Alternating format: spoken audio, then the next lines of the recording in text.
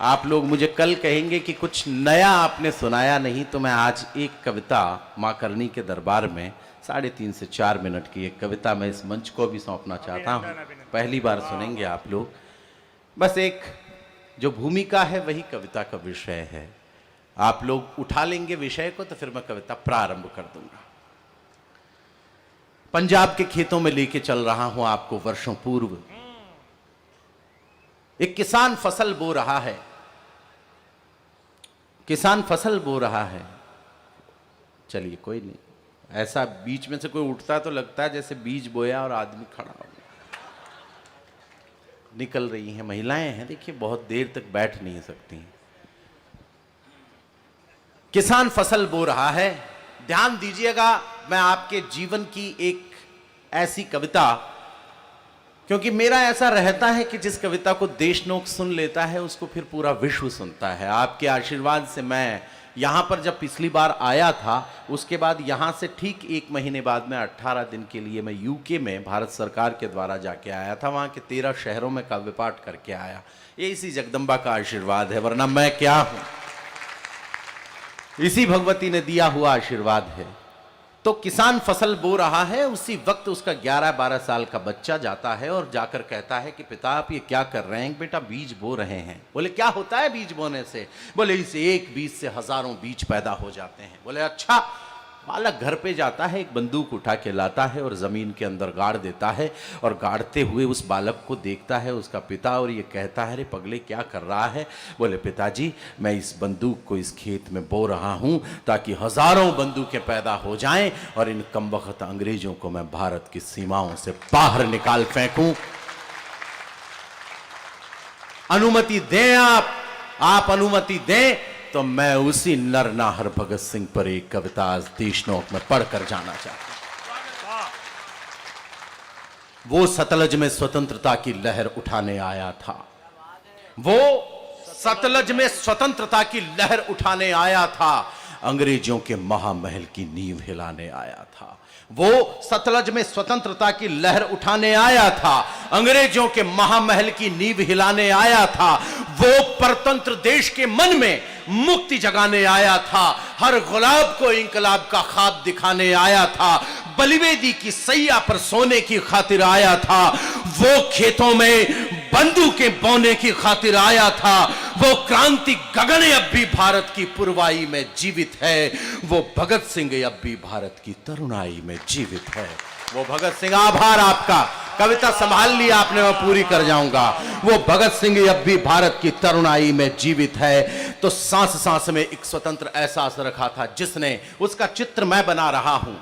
मां के दरबार में उसका चित्र बन जाए तो तालियों से अनावरण कर दीजिएगा कि लगा है कि चित्र बना दिया अशोक चारणा आपने भगत सिंह का, कि सांस सांस में एक स्वतंत्र एहसास रखा था जिसने, सांस सांस में एक स्वतंत्र एहसास रखा था जिसने ईश्वर से ज्यादा खुद पर विश्वास रखा था, जिसने ईश्वर से ज्यादा खुद पर विश्वास रखा था, जिसने वो मुक्ति के यज्ञ कुंड पर मंडराता परवाना था। आजादी की दुल्हन का वो दूल्हा बड़ा दीवाना था। वो मुक्ति के चित्र बनाना शुरू कर दिया है मैंने कि वो मुक्ति के यज्ञ कुंड पर मंडराता परवाना था। आजादी की दुल्हन का वो दूल्हा बड़ा दीवाना था। उस बब्बर की बेखौफ चाल बलि के पथ पर भी रुकी नहीं। उस मर्दाने की मूंछ कभी सत्ता के आगे झुकी नहीं। तो तिरछी तिरछी आंखों की गोरों को सीधा कर डाला। उस तिरछी टोपी वाले ने गोरों को सीधा कर डाला। उस तिरछी टोपी वाले ने गोरों को सीधा कर डाला। तो आजादी के उत्सव की हर शहनाई में जीवित है वो भगत सिंह, अब भी भारत की तरुणाई में जीवित है। वो भगत सिंह अब भी भारत की तरुणाई में जीवित है। मां विद्यावती जेल में भगत सिंह से मिलने के लिए आती है और मिलती है तो भगत सिंह क्या कह रहे हैं सिर्फ ये बातचीत है, लेकिन कविता का प्राण बंद मैं आज सौंप रहा हूं। जितना हो सके उस नरनाहर का सम्मान कीजिएगा कि राम दर्श को ज्यों कौशल्या कंटक वन को आई, राम दर्श को ज्यों कौशल्या कंटक वन को आई, वैसे मां विद्यावती जेल में भगत मिलन को आई। वैसे मां विद्यावती जेल में भगत मिलन को आई। बोले भगत सिंह मां मेरी देह न लेने आना। फांसी चढ़ा देंगे, लाश बन जाऊंगा। क्या कह रहा है मां को, कितना सम्मान देशनों करे भगत सिंह का। मेरा कविता लिखना सार्थक हो जाए कि वैसे मां विद्यावती जेल में भगत मिलन को आई, बोले भगत सिंह मां मेरी देह न लेने आना, वीरे कुलवीरा को ही इस कार्य हेतु भिजवाना। मैं आदेश तुम्हें दूं मां, इतना मुझको अधिकार नहीं। मैं आदेश तुम्हें दूं मां, इतना मुझको अधिकार नहीं, पर मेरी लाश पर मां तेरा रोना मुझको स्वीकार नहीं। कंठों में रंग बसंती वाली राग न ठंडी हो जाए, तेरे आंसू से आजादी की आग न ठंडी हो जाए। लोग कहेंगे अपने संयम को कैसे खो सकती है, ये रोने वाली भगत सिंह की मां कैसे हो सकती।